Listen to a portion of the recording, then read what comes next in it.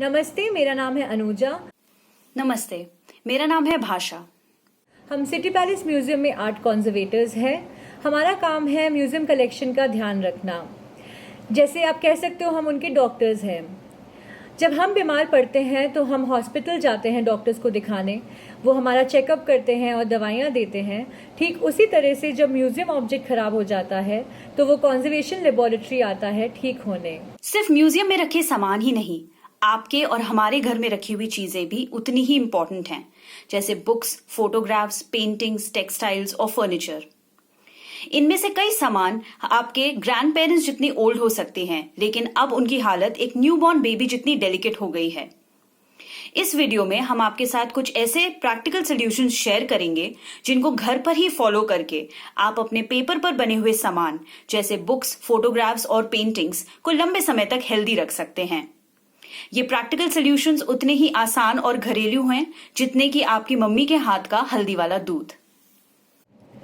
कुछ पॉइंट्स जो सुनने में बहुत बेसिक लगते हैं और कई बार ये हम अपने केयरलेसनेस की वजह से अपने ही कीमती सामान को नुकसान पहुंचा देते हैं, वो ध्यान में रखनी बहुत ज़रूरी है। जैसे कि आपके हाथ एकदम साफ होने चाहिए। अब मैं आपको बताती हूँ कि किस तरीके से आप अपने किताबों का ख्याल रख सकते हैं और सेफली हैंडल कर सकते हैं। किताब का जो ये वाला हिस्सा होता है इसे स्पाइन कहते हैं और ये सबसे इम्पॉर्टेंट हिस्सा होता है, जैसे कि इंसान की रीढ़ की हड्डी। तो जब कभी किताब अगर शेल्फ में इस तरीके से रखी हो तो आप एक हाथ का इस्तेमाल करते हुए या उंगलियों का इस्तेमाल करते हुए इस तरीके से ना खींचें, ऊपर से और नीचे से। बीच के हिस्से को पकड़े टाइटली और दोनों हाथों का इस्तेमाल करते हुए बाहर निकालें और इस तरीके से लिटा के रखें। आप में से कई लोगों के पास पेंटिंग्स होंगी, फोटोग्राफ्स होंगी। कुछ लोगों ने उनको फ्रेम करके अपने दीवारों में सजा के रखा होगा या फिर कुछ लोगों ने काफ़ी टाइम से उनको अपने अलमारी में स्टोर कर रखा होगा। अगर आपके पास इस तरीके की छोटी फ्रेम है तो आप उसे हमेशा इस तरीके से पकड़ें। शीशे का हिस्सा ऊपर हो और दाएं और बाएं साइड से बीच के हिस्से को टाइटली पकड़ के सपोर्ट देके एक जगह से दूसरी जगह ले जाएं। अगर आप कभी भी अपने फ्रेम को एक हाथ से इस तरीके से ले जाएंगे बिना किसी सपोर्ट के तो वो ज़रूर गिर सकता है और टूट सकता है और आपके सामान को बहुत नुकसान पहुंचा सकता है। एक और चीज़ जो बहुत ज़रूरी है ध्यान रखनी, वो है फोटोग्राफ्स। फोटोग्राफ्स सबसे डेलिकेट सामान होता है और कई सारे लोग इस टाइम पे लॉकडाउन में अपने पुरानी फोटोग्राफ्स को निकाल के देख रहे होंगे।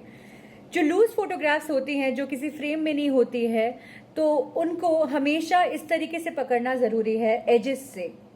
कभी भी आप उनको ऐसे ना पकड़े अपनी उंगलियों से, क्योंकि हमारे हाथों में कुछ नेचुरल एसिड्स और ऑयल्स होते हैं, जिस वजह से जो फोटोग्राफ का ये हिस्सा है, इमल्शन वाला हिस्सा, वो ख़राब हो सकता है।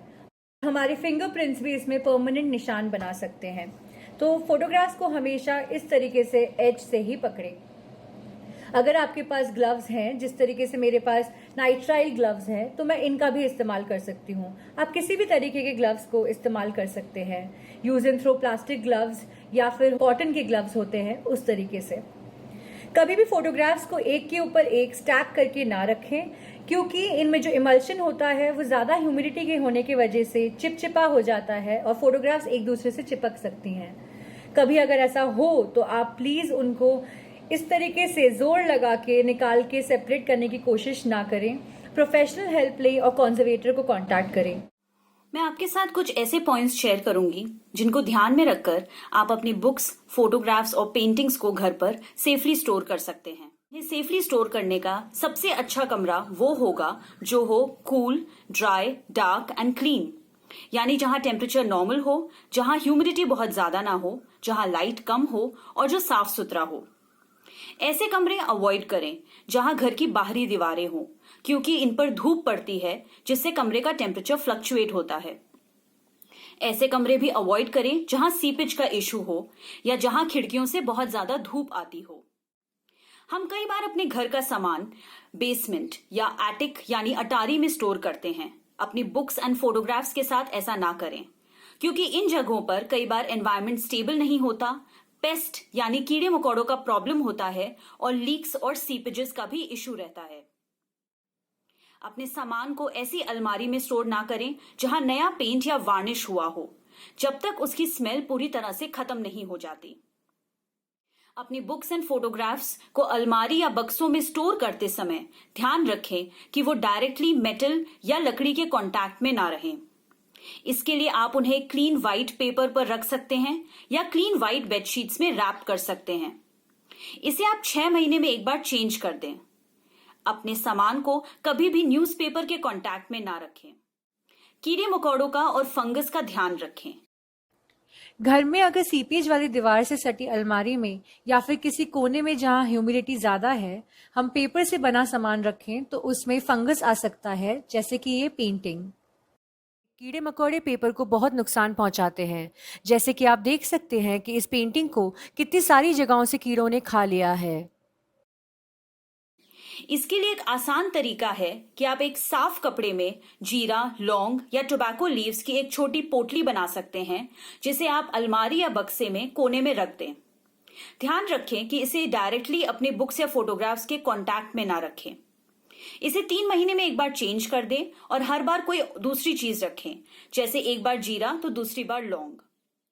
फिर भी किसी बुक या फोटोग्राफ में आप कीड़े मकोड़ों का या फंगस का प्रॉब्लम देखते हैं तो उसे तुरंत बाकी सामान से अलग कर दें। बुक्स को ओपन शेल्फ पर स्टोर करते समय ध्यान रखें कि उन्हें सीधा रखें, ना कि एक एंगल पर लीन करते हुए। अगर बुक बहुत ज्यादा डैमेज्ड है तो उसे फ्लैट रखें, जैसे बीमार इंसान को हम आराम देते हैं। मैप्स और स्केचेस को फोल्ड ना करें, क्योंकि फोल्ड करने से उन पर क्रीज पड़ती है, जिससे पेपर वीक हो जाता है। कोशिश करें उसे फ्लैट रखने की, लेकिन अगर जगह की कमी हो तो रोल रखने की। लेकिन रोल करने पर उस पर कभी भी रबर बैंड का प्रयोग ना करें। आपकी कई पुरानी फोटोग्राफ्स और पेंटिंग्स फ्रेम्ड और दीवारों पर डिस्प्लेड होंगी। इसके लिए ध्यान रखें कि घर की बाहरी दीवारें और किचन और बाथरूम की दीवारें अवॉइड करें। सनलाइट या कोई भी आर्टिफिशियल लाइट डायरेक्टली आपकी फोटोग्राफ या पेंटिंग पर नहीं पड़नी चाहिए। तो उसमें कई तरीके की प्रॉब्लम्स आ जाती हैं, जैसे कि बहुत समय तक अगर बुक्स और फोटोग्राफ्स को हम डायरेक्ट लाइट में रखें, चाहे वो डायरेक्ट सनलाइट हो या फिर किसी भी प्रकार की लाइट हो, तो उनमें यूज किए गए इंक्स और कलर्स फेड हो जाते हैं। जैसे इस कलर्ड फोटोग्राफ को देखिए। एक अच्छी प्रैक्टिस है कि फ्रेम के पीछे 4 कॉर्नर्स में आप स्टॉपर्स लगा सकते हैं, जिस प्रकार से दरवाजे के पीछे होता है। इससे दीवार और फ्रेम के बीच में गैप बना रहता है और सीपेज जैसे प्रॉब्लम से आप अपनी फोटोग्राफ और पेंटिंग को बचा सकते हैं और एयर सर्कुलेशन भी बना रहता है। एक अच्छा फ्रेम डस्ट और कीड़े मकोड़ों को बाहर रखता है। फोटोग्राफ या पेंटिंग को फ्रेम करवाते समय ध्यान रखें कि आप फ्रेमर से कहें कि वो विंडो माउंट का इस्तेमाल करें। ये कुछ ऐसा दिखता है।